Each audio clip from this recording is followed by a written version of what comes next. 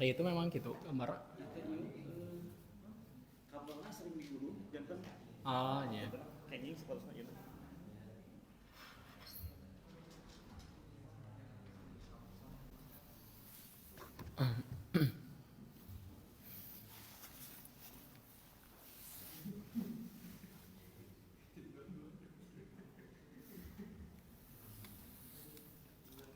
Ya, siap.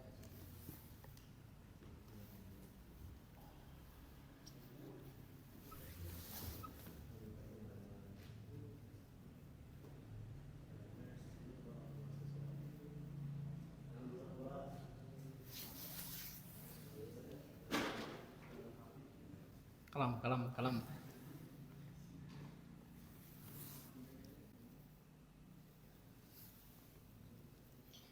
Kita mulai ya. Wal'an tadulu ala as-sa'ah ats-tsaminah lailan. Sudah pukul 8 pas ya. Tos olahraga aja nih tuh. Hah? Masa? Alhamdulillah ya. Bismillahirrahmanirrahim. Alhamdulillahirabbil alamin wassalatu wassalamu ala asyrofil anbiya'i wal mursalin nabiyina Muhammadin wa ala alihi wa ashabihi ajmain wa man tabi'ahum bi ihsanin ila yaumiddin. Allahumma anfa'na bima 'allamtana wa 'allimna ma yanfa'una wa zidna ilman. Allahumma inna nas'aluka 'ilman nafi'an wa rizqan thayyiban wa amalan mutaqabbalan. Allahumma faqihna fid din wa 'allimna ta'wil. Allahumma la sahla illa ma ja'altahu sahlan wa anta taj'alu al-hazan idza syi'ta sahlan. Baik, alhamdulillah atas izin Allah kita semua bisa mengawali ya perdana belajar naon itu bahasa Arab. Gaya ya. Belajar bahasa Arab. Kita punya waktu ya 1 jam ke depan. Jadi kita sampai pukul 9. Kita bagi 2, setengah jam pertama itu untuk pengantar biar kita termotivasi untuk belajar bahasa Arab. Yang kedua, setengah jam kedua kita manfaatkan untuk belajar langsung materi inti tentang bahasa Arab itu sendiri. Kemarin sudah kita perkenalan ya di ta'aruf. Sekarang kita langsung saja belajar mungkin ya. Ini ada berapa? Coba 1, 2, 3, 4, 5, 6, 7, 8, 9, 10 10 ya. 10 orang alhamdulillah ya. 10G mau insyaallah ya. Kita belajar bahasa Arab. Setelan pabrik saya itu setelan pabrik saya itu tidak serius. Saya bukan tipikal orang yang killers ya, tipikal gulu killers enggak ya. Tapi nanti justru akan banyak happy-nya kita belajar ya. Tapi tidak mengurangi substansi dari setiap bab materi yang insya Allah ada di kitab. Ya, bahkan nanti kita mengembangkan bahasan-bahasan hal-hal yang tiada lain adalah untuk menyempurnakan kitab yang sedang kita kaji itu. Sebelum ke materi inti ya, ke kitab ya, saya akan coba sedikit berbagi ya sedikit ilmu yang saya punya dan berdirinya saya di hadapan teman-teman ya. Bukan berarti saya lebih alim ya, tapi mungkin sama-sama kita murojaah saja karena mayoritas kemarin saya dengar ketika perkenalan alhamdulillah mungkin semuanya sudah pernah belajar bahasa Arab ya. Jadi sekarang kita sebetulnya bukan tapi mungkin mudzakarah gitu itu. Saling mengingatkan lah materi bahasa Arab yang mungkin sempat kita pelajari ya, kita ingat-ingat kembali insyaallah. Baik ya, tentang bahasa Arab ini aslinya PowerPoint-nya bahasa Arab ya semuanya, tapi sudah saya terjemahkan alhamdulillah ya.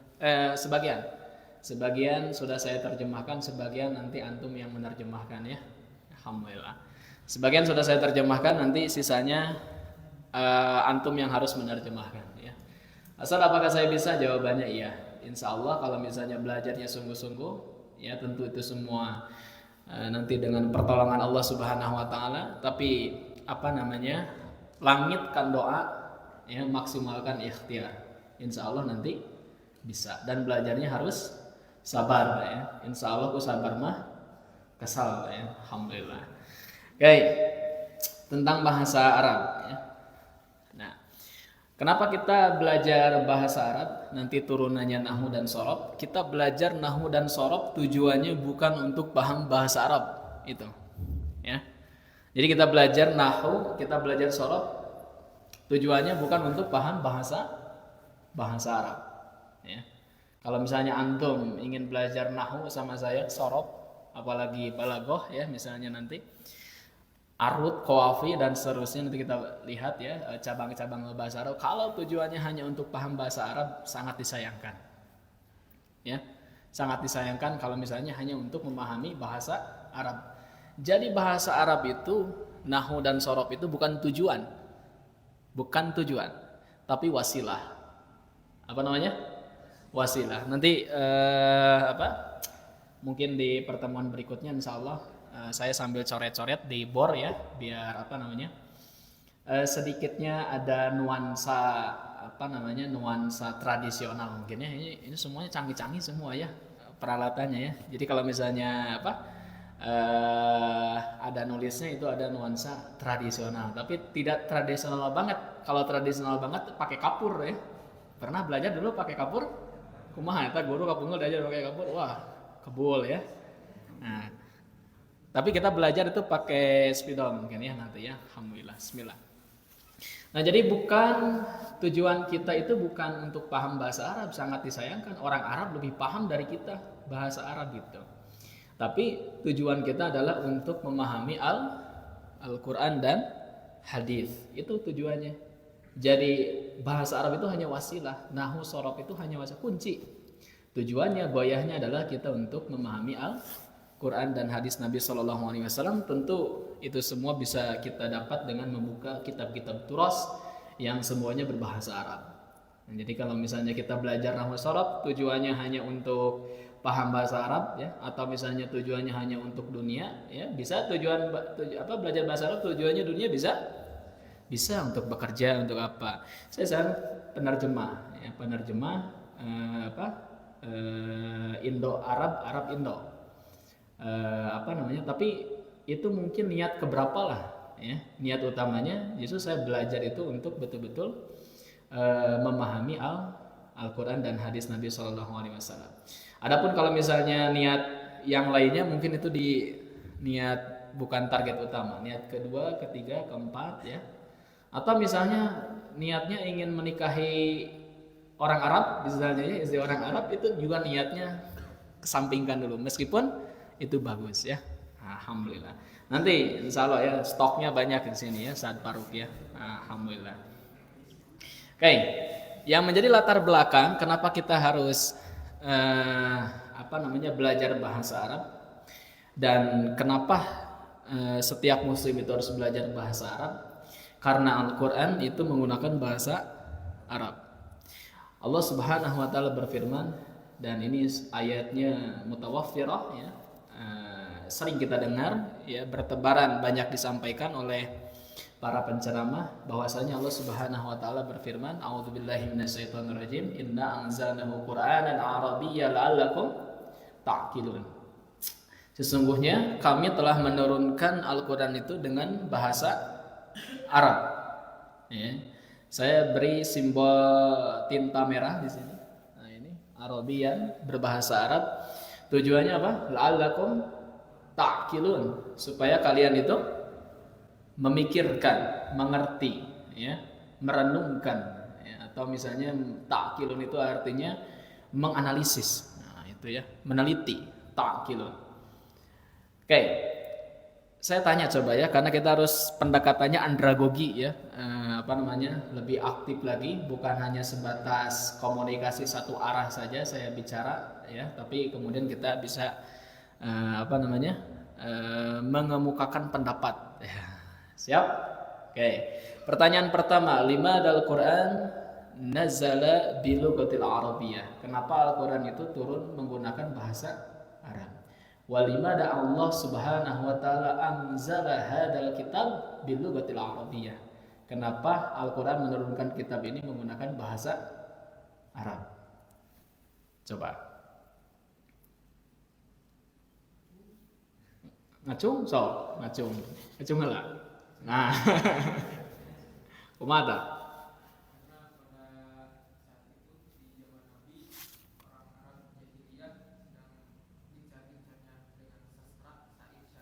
Ya.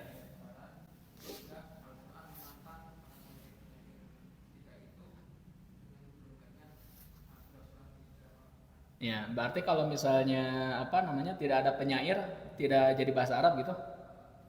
Ah, karena lah bilahi Arab, menantang penyair. Terus apa ada lagi?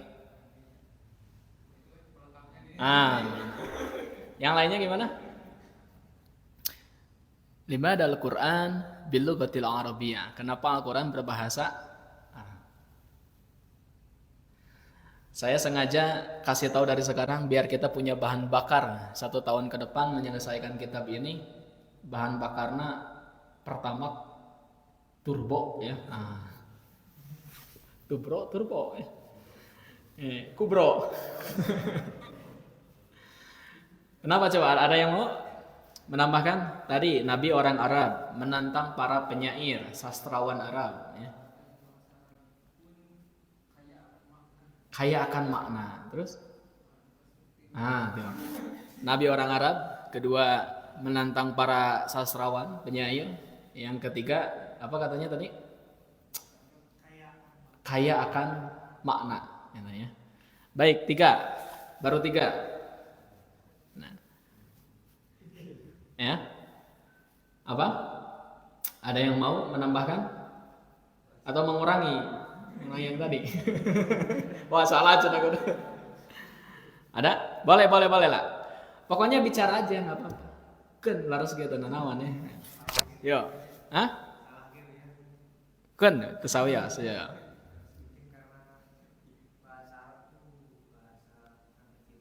Oh, bahasa Arab adalah bahasa Allah gitu. Bahasa Sang Pencipta terus. Gitu aja ya. Baik, bahasa Arab karena Nabi orang Arab menantang penyair. Ketiga, maknanya luas. Keempat, bahasa pencipta bahasa Arab. Yang lainnya? Bahasa penduduk surga. Betul ya? Meskipun hadisnya dipertanyakan status kredibilitas hadisnya ya. Tapi kalau misalnya kita buka Lisanul Arab ya, kitab Lisanul Arab itu yang kami tahu itu dan yang kami punya itu 18 jilid Lisanul Arab itu. Ada kamus di sini yang bahasa lain yang sampai 18 jilid ada? Itu Lisanul Arab itu 18 jilid. Panjangnya dari sini ke sini. Nah, ditulis oleh Ibnu Mandur, orang Afrika ya. Huwa laysa Arabiyyan, dia itu bukan orang Arab. Tapi karena dia gigih belajar bahasa Arab, maka dia jadi Abu Lughah, bapaknya bahasa Arab. Kalau orang sudah bicara qala Ibnu Mandur udah diam. Seakan-akan dia menjadi orang Arab yang paling Arab. Padahal bukan orang Arab, orang apa? Orang Afrika. Karena kegigihannya dalam belajar bahasa Arab. Nah itu kamusnya 18 jilid. Ada satu cetakan yang sampai 20 jilid, gitu kan? Tapi yang 18 jilid itu, yang kami punya itu tulisannya kecil-kecil, ya. Kalau dibandingkan dengan kitab yang antum pegang itu mungkin 3 kali lipatnya dari kitab tulisan Lisanul Arab, ya. Jadi kebayang ya, kecilnya banget itu kitab ya, Lisanul Arab, tapi tenang semuanya ada PDF-nya sekarang ya, alhamdulillah. Bisa antum download ya, bahkan ada Play Store-nya gitu kan. Tapi harus bisa membukanya ya, karena karakteristik membuka Lisanul Arab itu beda dengan kamus-kamus yang lain. Itu kan ada cara membukanya. Ilmunya disebut ilmu ma'ajim ya, ilmu ma'ajim atau sering disebut dengan leksikografi. Itu bahasa kerennya ya. Leksikografi itu adalah ilmu untuk mencari kata usulul lughah, makna yang sebenarnya itu apa. Nah hasilnya itu namanya leksikologi atau matnul lughah. Nanti kita belajar cabang-cabang dari ilmu bahasa Arab. Nah di muqaddimahnya itu ada kutipan hadis tadi, walughatu ahlil jannah arabiyah. karena penduduk surga itu menggunakan bahasa Arab. Jadi antum kalau tidak bisa bahasa Arab nggak akan masuk surga. Rajin tahajud gitu kan. Tentu maknanya bukan seperti itu ya, tapi semua yang masuk bisa berbahasa Arab ya. Sekali lagi kita tidak bahas derajat hadisnya, itu nanti bukan posisi saya, tapi yang jelas itu banyak kemudian dikemukakan oleh para penulis tentang qawaid bahasa Arab selalu menyantumkan hadis. Bahkan di Al Muyassar juga sama, di cover belakangnya itu menyebutkan bahwa bahasa Arab itu adalah bahasa penduduk surga ya. Alhamdulillah. Karena parasih nyebut dodge gitu kan, bo atau parasih gitu. Kalau sekarang antum terbata-bata bilang bo, bilang ain ya, nanti mah di surga mah bo, wes fasih ya bilang doanya ya. Nanti saya tunggu ya. Wes. Kita mudah-mudahan ya. Karena ini Quran supaya kita tidak melenceng dari pemahaman Al-Quran itu sendiri, maka kita harus lihat tafsir. Nah, ini ya. Makanya baru saya terjemahkan sebagian ya. Bagaimana komentar Imam Ibnu Katsir ketika menjelaskan surat Yusuf ayat 2 ini.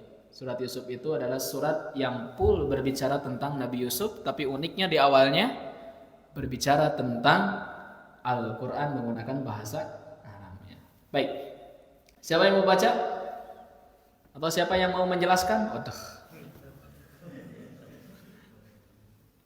Siapa yang mau menafsirkan lagi? Atau siapa yang berbeda pendapat dengan Ibnu Katsir? Ya. Ada yang mau membaca? Oke ya. Naon ta? Mual kawadahan cenanya insyaallah ya. Hatur nuhun ya. Oke. Nanti juga baca ya. Jadi apalagi nanti besok baca kitab Tadhkiratus Sami. Saya ingin nanti di samping saya ada yang duduk di samping saya satu ya untuk baca.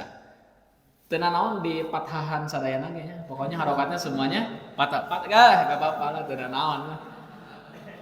Dia baca nanti ya. Misalnya nanti akhi yang dari Banjaran nanti baca misalnya ya. Nanti saya yang terjemah gitu. Jadi tidak usah menerjemahnya, baca. Kalau misalnya ada yang kurang tepat saya kasih tahu. Kalau misalnya betul semua, wah itu ya berarti itulah yang akan menjadi badal saya nanti di sini guys ya. Oke, jadi nanti baca saya terjemahkan itu nanti untuk besok. Tapi sekarang saya baca saja dan harus dipaksakan ya belajarnya. Baik, wadzalika li'anna lughatal Arab afsahul lughat.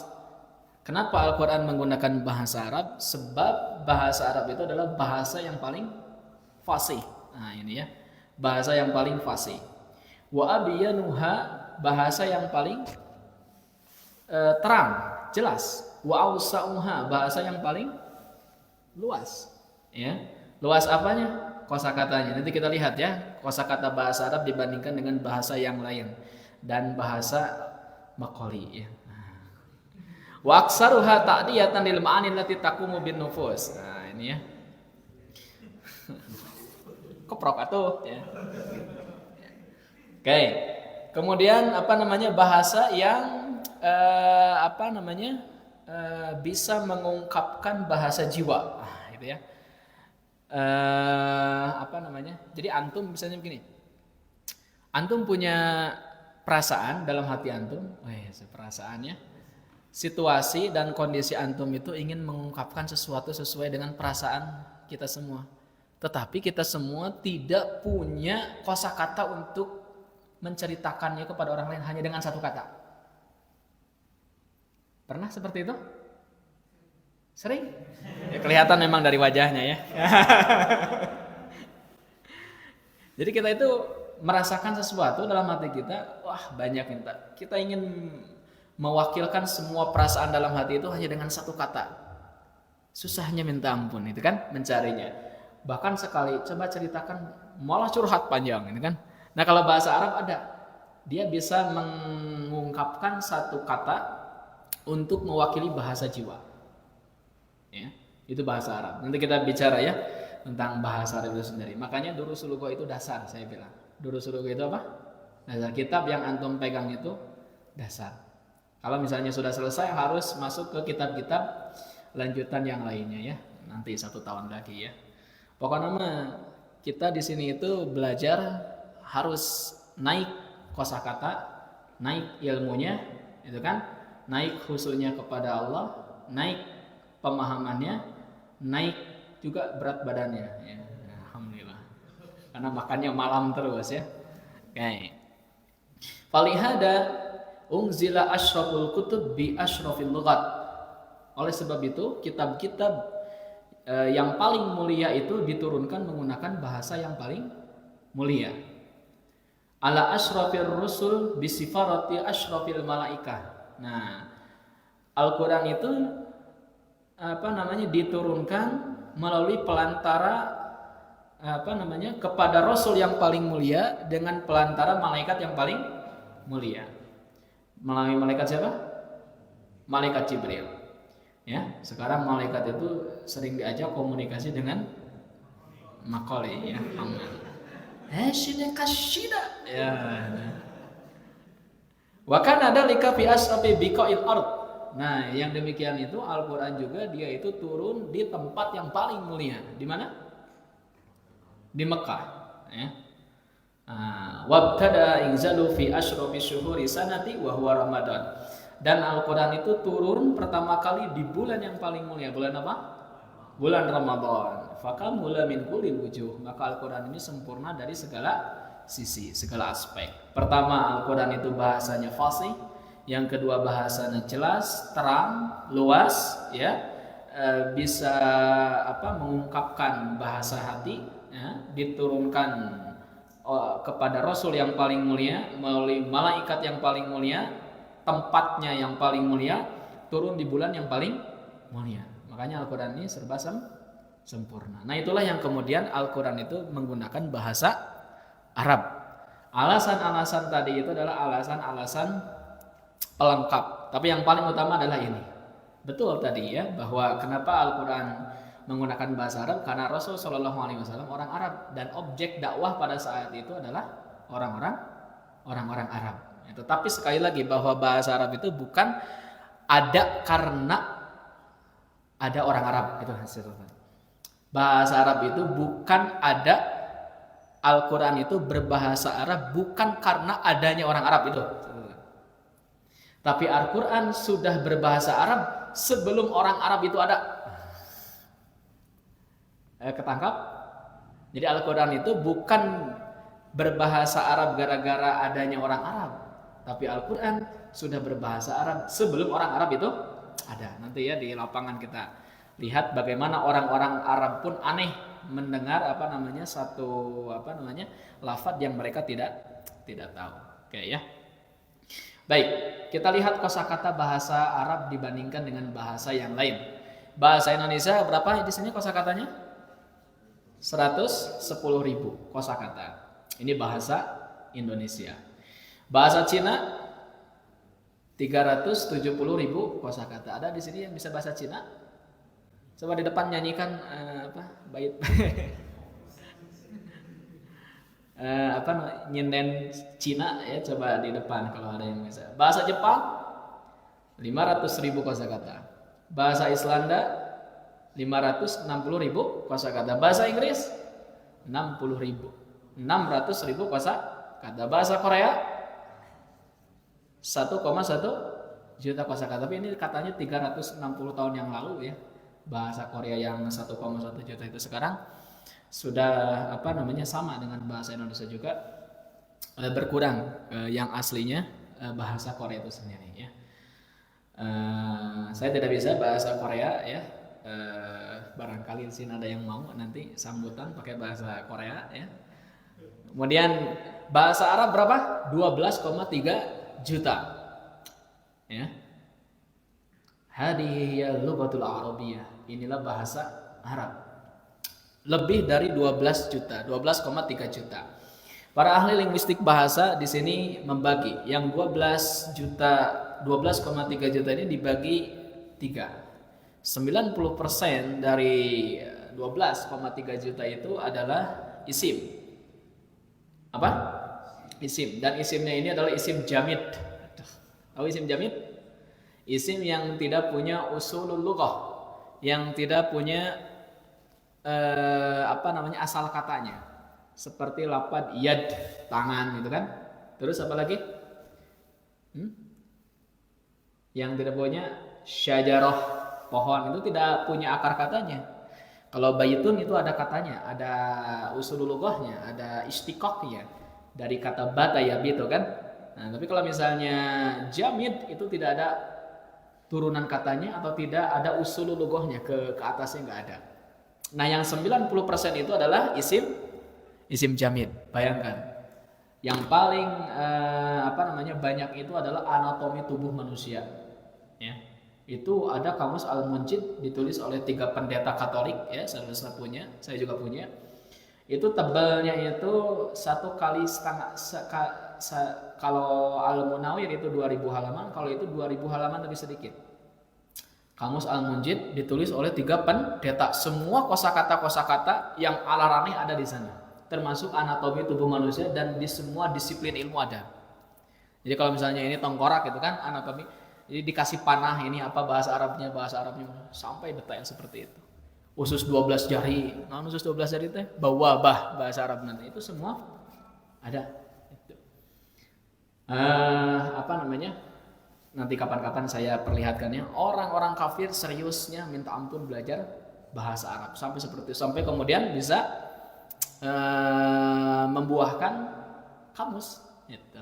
Kamus Al-Munjid itu ditulis oleh 3 pendeta Katolik ya. Nah, kita harus bisa lebih dari membuat kamus gitu kan. Siap? Waduh. Dan itu kalau baca sejarahnya ya, wah luar biasa, dibiayai oleh gerejanya itu. Wah, kalau dirupiahkan dengan rupiah itu miliaran. Proyek kamus Al-Munjid itu. Hanya untuk membayar 3 pendeta itu belajar bahasa Arab dan bisa membuat kamus Arab ke Arab ya. Nah, ini 12,3 juta kosakata. Ini 90% apa?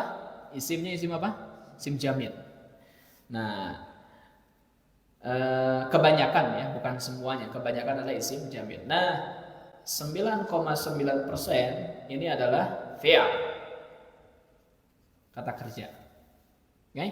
Berarti ada sisa berapa? 0,00009 persen gitu kan. Nah, ini semuanya adalah huruf.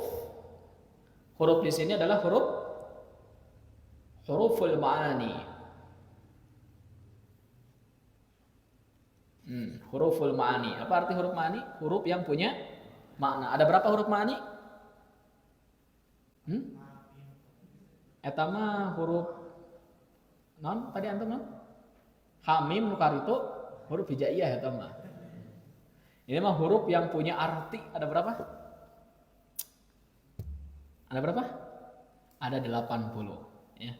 Tulis tebal. Ada 80 huruf ma'ani. Jadi dari Al-Quran, kalau kita lihat, kita teliti ya, dari berbagai literatur bahasa Arab, dari Al-Quran, hadis, syiari, arabi, itu tidak akan lari dari 80 huruf ma'ani ya. Buka kitab namanya Mu'jam Qawaid Al-Lughah Al-Arabiyah, karangan Dr. Antoine Dahdah ya. Ada kitab bagus namanya Mu'jam Qawaid Al-Lughah Al-Arabiyah ya, kumpulan kaidah-kaidah bahasa Arab. Di halaman-halaman awalnya itu berbicara 80 huruf ini. 600 halaman ditulis oleh Menteri Pertahanan ya, militer dia itu dari Libanon. Jadi dari mulai dia SMP, SMA sampai S3 dia sekolahnya di Amerika, sekolah nembak, dan dia kafir ya, non muslim, kafir. Tapi bisa membuat sebuah disiplin ilmu bahasa Arab. Bahkan yang 80 huruf ini, huruf ma'ani ini, semua contoh-contohnya dari Al-Quran. Bayangkan antum, 30 juz beliau selesaikan hanya untuk meneliti contoh-contoh dari 80 huruf ini. Jadi Al-Quran itu keoprek oleh mereka mah gitu, dibaca ini huruf, misalnya huruf A ya, huruf A itu kan tidak selamanya artinya apakah, Dan A istifham itu ada 9 makna istifhamnya itu. Dibahas semuanya. Ya, dan semuanya Al-Qur'an. Ya. Nah, itu kapan-kapan saya perlihatkan kitabnya. Mu'jam Qawaid Al-Lughah karangan Dr. Antoine Dahdah. Spesialis perang beliau itu, tapi beliau nulis kitab 600 halaman tentang kaidah bahasa Arab, tapi kebanyakan nahwu berbicaranya.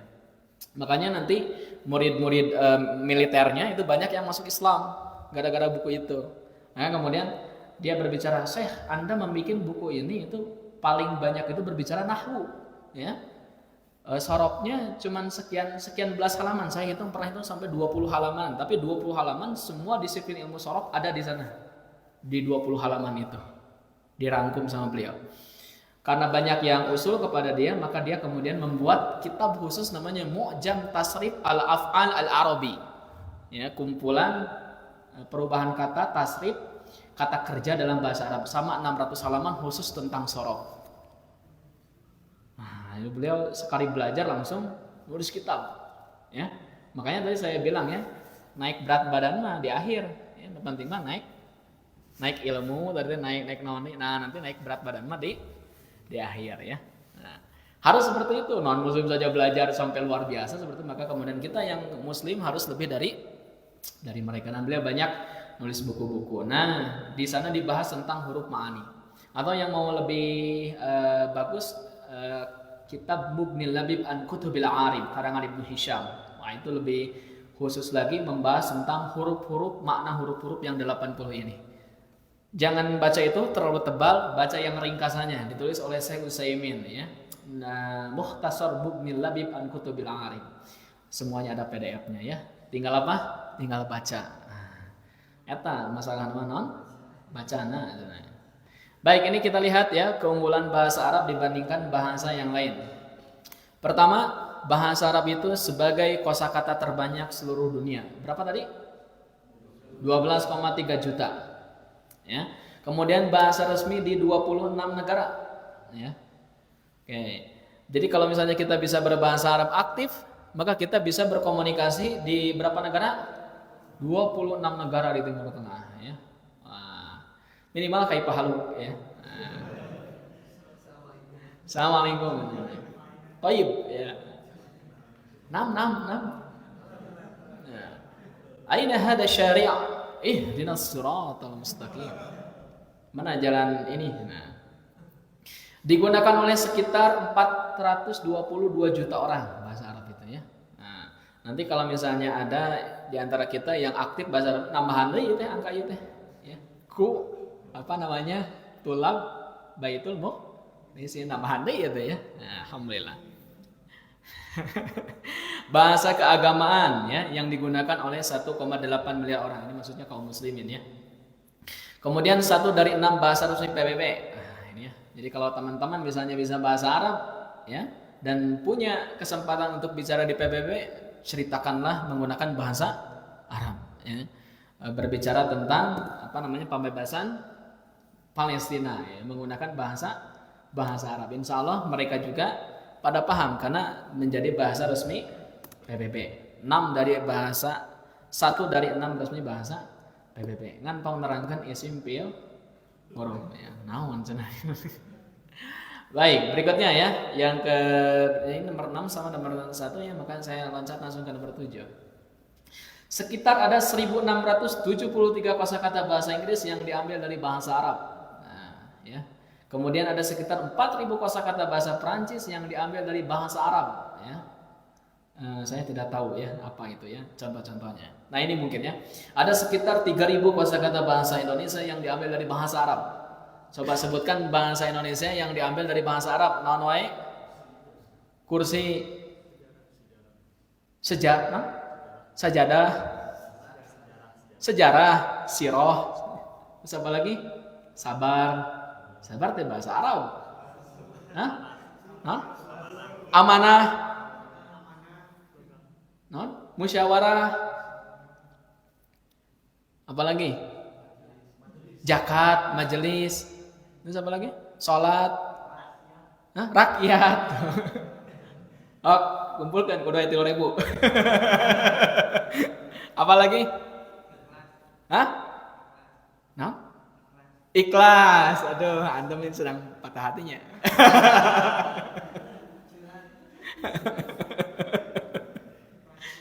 Ikhlaskeun. Nah, itu dimudok ilaikan. Ikhlaskeun ya. Hah? Apa, Sat? Hah? Kertas kirtos ya, betul ya. Atau juga bisa warok ya kertas itu. Apalagi? Senin, Selasa, Rabu, Kamis, Jumat ya, Sabtu ya.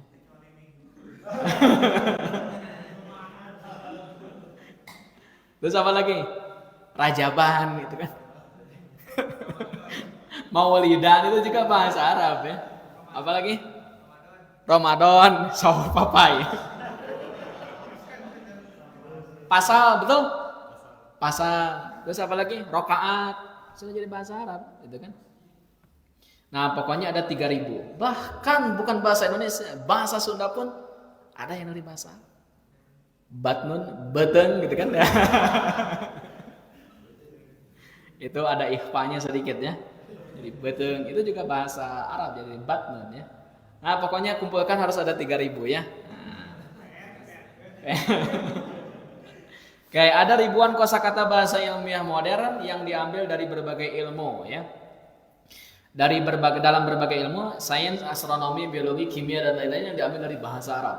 Ya, jadi saya bukan ahlinya ya, biologi, astronomi, kimia itu saya bukan ahlinya, tapi banyak katanya istilah-istilah dari ilmu-ilmu ini dan ilmu-ilmu yang lainnya yang diambil dari bahasa Arab. Karena pada waktu itu Islam pernah berkembang di Andalusia ya, ilmuwan di sana bangkit, ilmu-ilmu astronomi, biologi, kimia itu adalah mereka itu dulu diterjemahkan dari dan ke Arab. Jadi buku-buku itu dulu itu diterjemahkannya ke bahasa Arab dan banyak juga nanti bahasa Arab yang diserap dengan kebutuhan bahasa-bahasa sains ya. Baik. Nah, ini adalah 13 disiplin ilmu untuk memahami bahasa Arab. Saya tutup. Kira-kira apa saja ilmu bahasa Arab? Sudah kan tadi dilihat tuh? Sok naon wae? Kaiji. Kudu ayat 13. Kaiji nahwu, kedua sorof, arud, bayan. Kira tuh. Nahwu, sorof, arud, bayan, opat, balagoh itu yang tadi disebutkan, ya. Apa? Bayan, ma'ani, 5. Al-mantiq laisa ilmal lughah. Itu bukan ilmu lughah, mantiq itu ya. 7. Ilmu dilalah boleh. Itu nanti masuknya ke ilmu matnul lughah, nama lain dari matnul lughah. Terus apa lagi 8? Tawabi mah. Tawabi mah itu pembahasan turunan dari bab ilmu nahwu, tawabi. Qawafi, nah ya qawafi itu ya. Al qawafi harus pakai al ya. Al qawafi karena ujungnya ada ya. Ada lagi? 4 lagi. Tajwid. Oke. Ada lagi? Oke. Next. Baik. Urutannya dari yang paling atas. Pertama nahwu. Hadah wal asas. Ini yang paling pokok ya. Sanian sarf ya. Ketiga ilmu ma'ani, keempat bayan. Ini saya nggak pakai bahasa Arab ya. Kalau pakai bahasa Arab al-ma'ani harus pakai al ya. Al-ma'ani panjang. Bayan, kelima badi, keenam rasam, 7 arud, 8 qawafi, 9 qardu sya'ri, 10 insya, 11 khitabah, 12 tarikhul adab, 13 matnul lughah. Nah, ini adalah ilmu bahasa Arab. Teman-teman sudah belajar berapa di sini?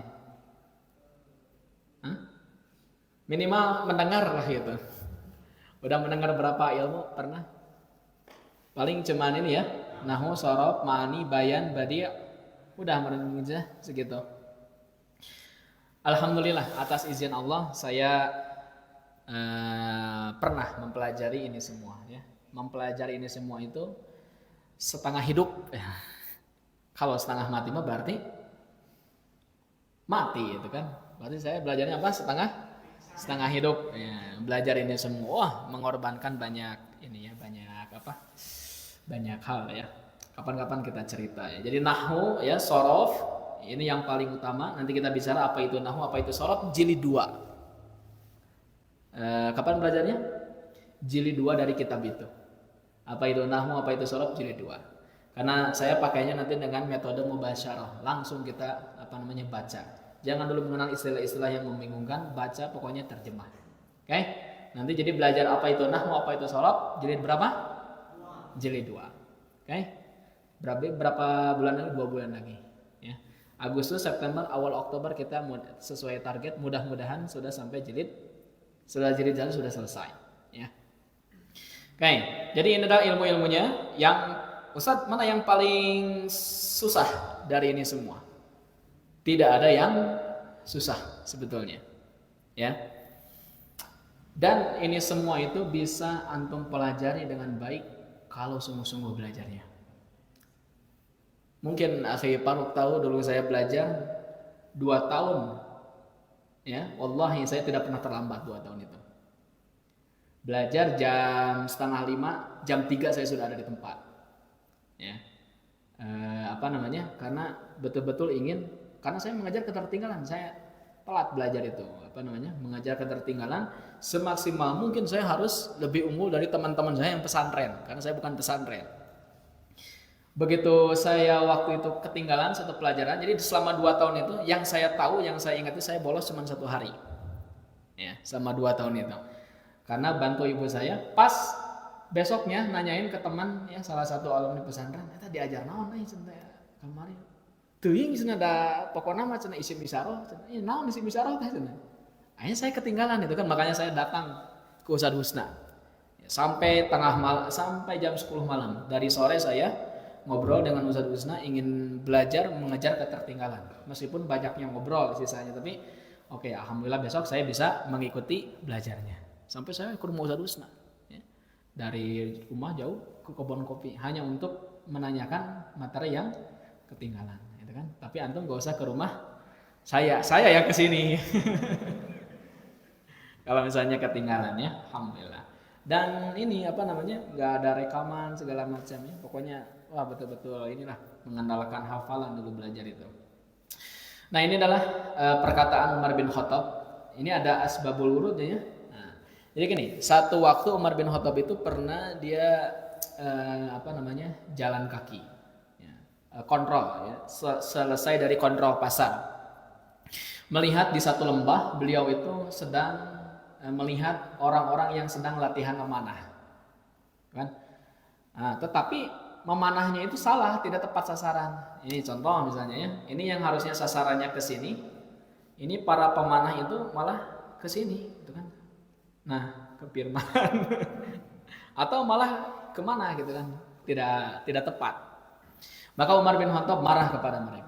Antum tahu kalau misalnya Umar sudah marah gitu kan, kalau misalnya bicaranya dia lantang dan tidak pernah basa-basi dalam kebenaran, dimarahi semuanya sama Umar.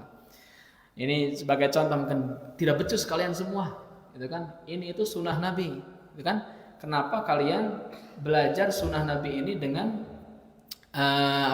kurang pandai seperti itu? Apa yang mereka katakan? Mereka mengatakan gini, inna qaumun ya muta'allimin ya. Nah, inna qaumun muta'allimin. Apa artinya? Sesungguhnya kami adalah kaum yang masih belajar. Umar mengatakan, mendengar seperti itu, kata Umar, apa? Kamu tadi mengatakan apa? Salah satu dari orang-orang yang sedang memanah, mereka mengatakan inna qaumun muta'allimin. Apa? Kata Umar, kamu tadi katakan apa? Itu kan? Inna qaumun muta'allimin. Sini kamu. Dimarahi orang tersebut di hadapan banyak orang. Kamu jangan mengatakan inna qaumun muta'allimin. Harusnya inna qaumun muta'allimun. Jadi bukan dengan ya, tapi dengan wow. Marahnya Umar bin Khattab itu lebih marah dahsyat dibandingkan marah pertama tadi. Ternyata Umar itu lebih marah kepada mereka yang mereka itu salah berbahasa Arab dibandingkan dengan mereka salah dalam latihan apa? Memanah. Padahal dua-duanya sunnah Nabi. Tapi di sini kita bisa lihat mana yang paling betul-betul urgent. Apa? Yaitu latihan berbahasa Arab. Ya. Orang Arab ya salah, gitu kan? Yang paling untung Umar tidak hidup zaman sekarang ya. Kalau Umar hidup zaman sekarang, makoli sudah ditebas itu kepalanya ya. Rada galak ya, Umar itu. Umar itu tidak pernah basa-basi ya. Rasul saja wafat ya. Siapa yang mengatakan Rasul Shallallahu Alaihi Wasallam sudah wafat, saya penggal kepalanya saat ini juga. Umar itu kan. Jadi Umar itu tidak pernah basa-basi dalam kebenaran. Daripada kamu misalnya memanah, mending kamu belajar bahasa katanya. Maka kemudian bukan muta'allimin tapi muta'allimun. Maka Umar mengatakan ini, ta'allamul arabiyyah fa innaha min dinikum. Belajarlah bahasa Arab karena bahasa Arab itu merupakan bagian dari agama kalian. Nah, ini.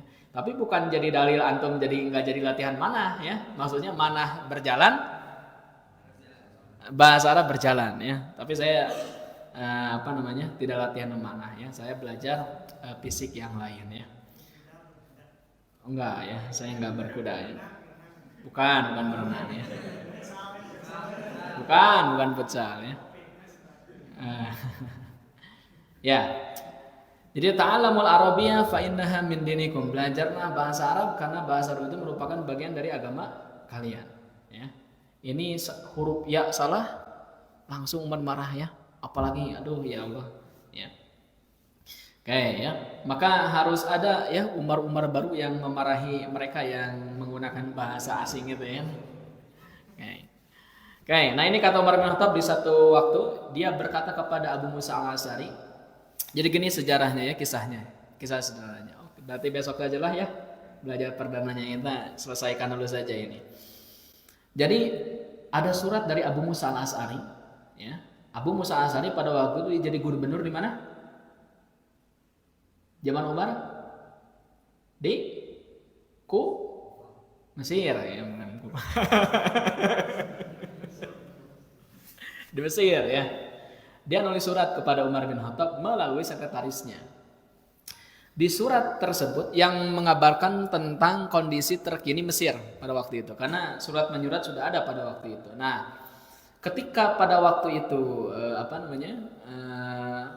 Abu Musa ingin mengabarkan kondisi Mesir yang dia pimpin pada waktu itu kepada Umar, dia nulis dia nyuruh ke sekretarisnya itu untuk menulis berita kepada Umar. Nah, di kop suratnya itu ditulis begini. Min Abu Musa al-Asy'ari gitu kan. Dari Abu Musa al-Asy'ari. Umar ketika datang surat itu, dia manggil ke sekretarisnya, coba baca. Kata Umar. Dia baca sekretaris Umar itu, min Abu Musa apa? Baca sekali lagi, min Abu Musa, ulangi lagi, min Abu Musa. Memang seperti itu tulisannya? Iya. Baik. Lanjutkan dulu suratnya, dibacakan sampai akhir suratnya. Baik. Sebelum saya membalas surat itu, ya, saya mau ngasih tahu dulu ke Abu Musa al-Asy'ari. Nah ini, sebelum membahas surat intinya ya, Umar mengatakan, amma ba'd, setelah memuji Allah segala macam. Ya Abu Musa al-Asy'ari, tafaqqahu fi sunnati wa tafaqqahu fil arabiyyati. Hey, ya, generasi-generasi Mesir di bawah pimpinan Abu Musa al-Asy'ari, tafaqqahu fi sunnah. Kalian itu harus memahami apa? Sunnah. Nanti kita bahas di ma'ani sorfi ya, wajan tafa'ala ya tafa'alu itu wajannya maknanya seperti apa? Kenapa Umar mengatakan tafaqqahu di sini? Tidak ta'allamu kan? Tidak udrusu. Nah, itu nanti ya di matnul lughah ya. Wa tafaqqahu fil arabiyyati ya, belajarlah memahami bahasa Arab. Ya. Dalam riwayat lain disebutkan sebelum Umar nulis ini, Umar itu nulis pukul sekretaris Anda gitu kan. Di riwayat yang lain setelah sebelum nulis ini itu disuruh pukul itu siapa? Sekretaris Abu Musa ya. Nah, hati-hati ya di sini nanti latihan nulis ya, nanti sama saya dinasihati bukan dipukul ya. Oke. Ya. Nah, ini kata Ubay ibn Ka'ab, ta'allamul arabiyyah kama ta'allamuna hifdzal Qur'an. Belajarlah bahasa Arab sebagaimana kalian belajar menghafal Quran. Jadi kalau misalnya kita menghafal Quran, misal selesai 30 juz di Baitul Mukhlisin 1 tahun misalnya ya. Wah, 30 juz selesai misalnya, itu baru tahap awal. Nah, yang paling harus kita tingkatkan itu adalah kita juga harus belajar bahasa Arab ya. Baik. Kita percepat, ini kata Abdullah bin Umar ya. Nah, ini. Karena Abdullah ibn Umar radhiyallahu anhuma, keadaan Abdullah bin Umar, siapa Abdullah bin Umar itu? Anaknya Umar bin Khattab. Yadribu waladahu ala lahan. Dia itu memukul anaknya karena salah dalam berbahasa Arab. Maksudnya al-khata' fin nahwi, salah dalam berbahasa Arab. Jadi anaknya salah berbicara bahasa Arab itu dipukul. Ya, siap antum dipukul sama seharusnya? Oke. Nah, ini kata Mujahid, la yahillu li ahadikum yu'minu billahi wal yawmil akhir an yatakallama fi kitabillahi idza lam yakun 'aliman bil lughatil arab. Ya. Tidak layak bagi seseorang yang merasa dirinya beriman kepada Allah dan hari akhir berbicara tentang masalah kitabullah jika dia tidak memahami bahasa Arab. Maka sangat betul-betul terbatas jika seseorang belajar agama hanya dari terjemah. Betul. Karena mukjizat bahasa Arab itu bukan hanya dari kata, ya, tetapi dari harokat pun ada mukjizatnya. Kapan-kapan kita bahas ya di Balaghah insyaallah. Oke, ini kata Imam Syafi'i ya. Nah, kata Imam Syafi'i gini ya. Imam Syafi'i itu dia ahli bahasa, ya. Ahli bahasa, ahli fikih, ya. Ahli usul fikih, itu kan, ahli hujah, ahli syair beliau itu. Beliau menyebutkan begini, man tabahhara fin nahwi ihtada ila kullil ulum. Apa artinya? Siapa yang tabahhara? Bahara itu diterjemahkannya apa? Belajar. Oke, coba perhatikan. Man tabahhara fin nahwi ihtada ila kulli jami'il ulum. Siapa yang belajar nahwu, maka dia akan dipahamkan ya, menuju ilmu-ilmu yang lain. Diberikan petunjuk untuk ilmu-ilmu yang lain, dalam arti bisa memahami ilmu-ilmu syariat yang lain, ilmu syariah yang lain. Baik, semua buku-buku nahwu yang terjemah, antum bisa lihat semua buku-buku nahwu yang terjemah kebanyakan mengutip perkataan Imam Syafi'i ini dan Umar bin Khattab yang tadi. Tetapi mereka menerjemahkannya apa? Tabahara ini belajar. Oke. Bisa saja Imam Syafi'i mengatakan gini, man darasa fi nahwi, nah, gitu kan? Atau man ta'allama fin nahwi, gitu kan? Atau man qara'a fin nahwi, atau ya qara'a juga bisa diterjemahkan belajar. Tapi Imam Syafi'i mengatakan tabahhara. Nah, ini menunjukkan kepakaran beliau dalam bahasa Arab. Ya. Apa arti tabahhara? Hah? Belajar. Baik. Jadi tadi ilmu bahasa Arab, yang terakhir apa? Ilmu apa? Matnul Lughah. Bahasa kerennya leksikologi. Pencarian katanya leksikografi. Begini teman-teman ya. Tabahhara ini dari kata bahar. Dari kata apa? Bahar. Apa arti bahar? Laut. Oke. Siapa yang melaut begitu? Apa maksudnya coba? Hah? Oke. Ini Al-Qur'an, ini laut ya. Nah, ini laut, ini ibarat laut. Makna Al-Qur'an itu ya, dan ini banyak kemudian dianalogikan oleh ulama besar ya. Syekh Profesor Dr. Muhammad Ali Sobuni ya. Beliau di kitab Ulumul Qur'annya atau di kitab-kitab yang lainnya selalu menganalogikan kayak gini. Mungkin dia terinspirasi oleh Imam Syafi'i ya. Oke. Ini lautan, ini daratan yang paling dalam di laut, dasar laut yang paling dalam.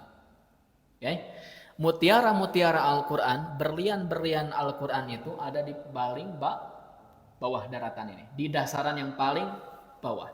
Antum cek nanti di bumi ini, berapa kedalaman laut yang paling dalam itu, daratannya ke dasarnya itu berapa kilo ke bawah? Cek. Nah, itulah Al-Qur'an. Oke, belum ketangkapnya? Baik. Jadi gini maksudnya, siapa yang belajar nahwu bukan hanya sebatas belajar, tapi dia itu menyelam. Oke?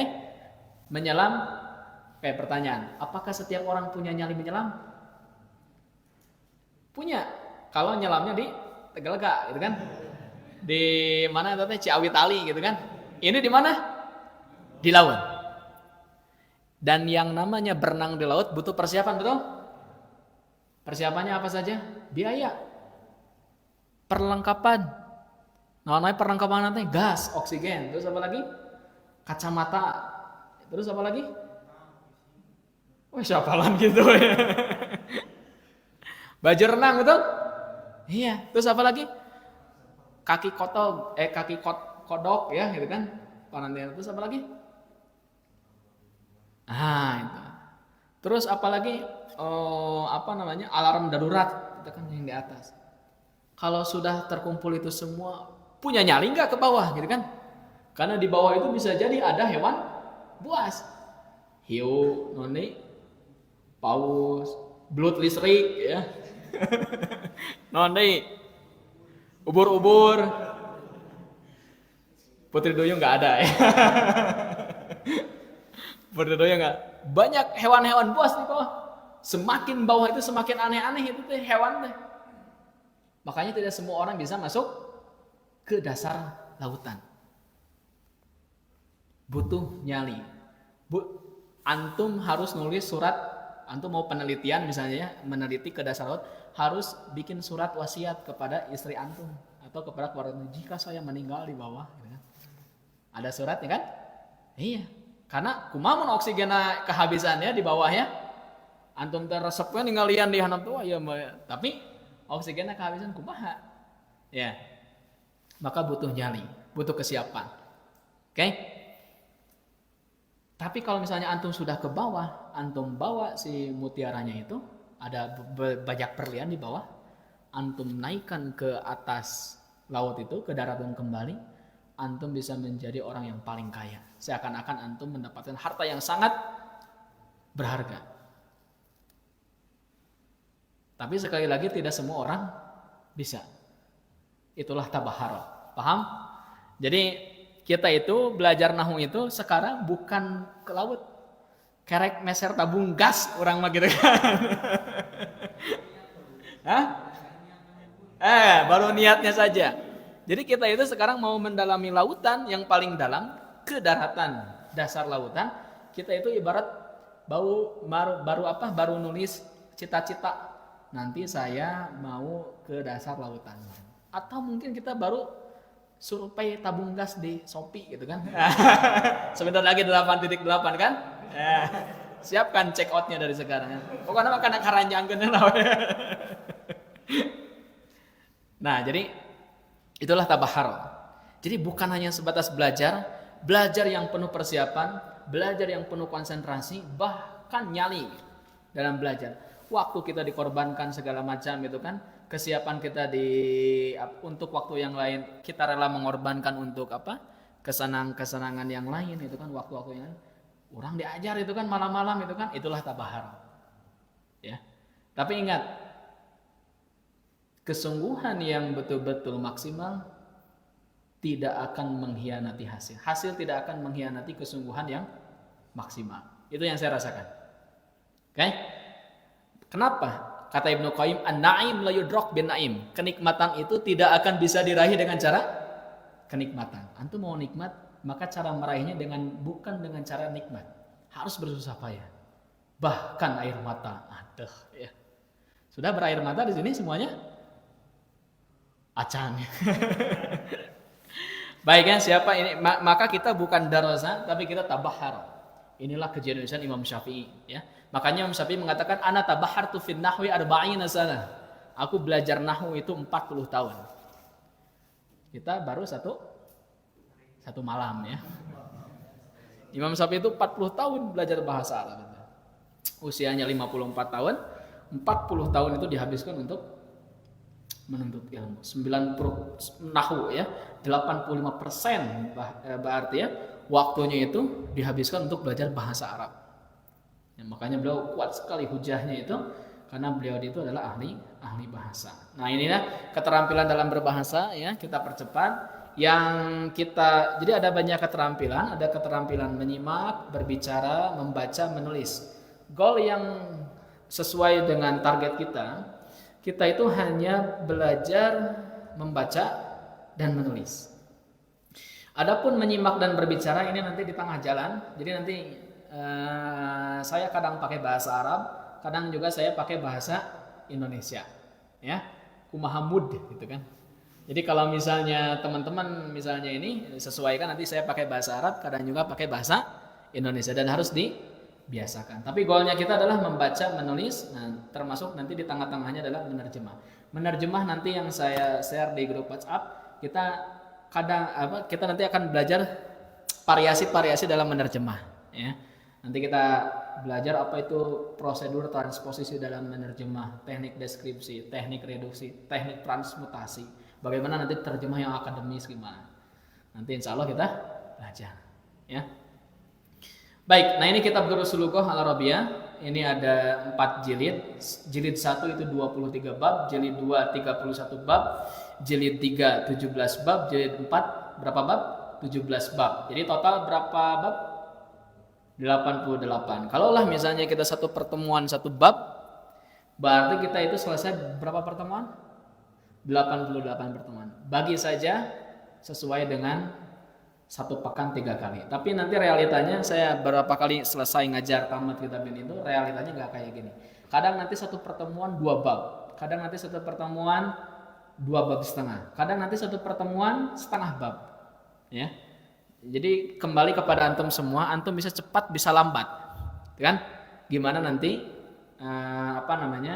semangat antum. Kalau misalnya antum belajarnya ini cepat, maka kemudian kita jangan lambat. Kalau misalnya bisa cepat. Kalau misalnya antum lambat, maka nanti saya menyesuaikan. Yang jelas kita belajarnya jangan stres.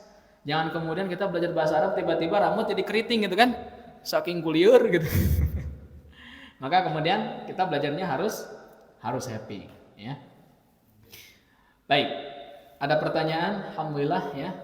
Sudah kita pelajari. Besok kita ke kitab langsung setelah nanti maghribnya kita kajian. Dan teman-teman kalau misalnya sekali lagi besok ya, kalau misalnya ada yang berkenan mau ya, di samping saya baca antum, nanti saya yang menerjemah itu nanaon tadi kayak fathah sana nanya uji nyali ya, uji nyali. Makanya dibaca dari sekarang ya. Nanti saya kasih batasannya dari mana, nanti kita baca. Gak apa-apa, salah semuanya. Bebas lah.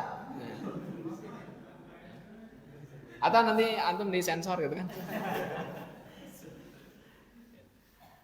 Oke, itu ya. Jadi bahasa Arab yang akan kita kaji insya Allah bahasa Arab Fusha ya, bahasa Arab Al-Quran dan hadis. Nanti kita juga meskipun target kita itu dulu suku, tapi nanti banyak saya selipi fikih lugohnya gitu kan. Bagaimana suku-suku Arab gitu kan, khilaf terhadap satu kaidah misalnya ya. Insya Allah nanti juga saya terangkan, dan itu semua adalah untuk perangkat sekali lagi memahami Al-Quran dan hadis ya. Oke, ada yang mau ditanyakan? Nanti dikasih tahu ya.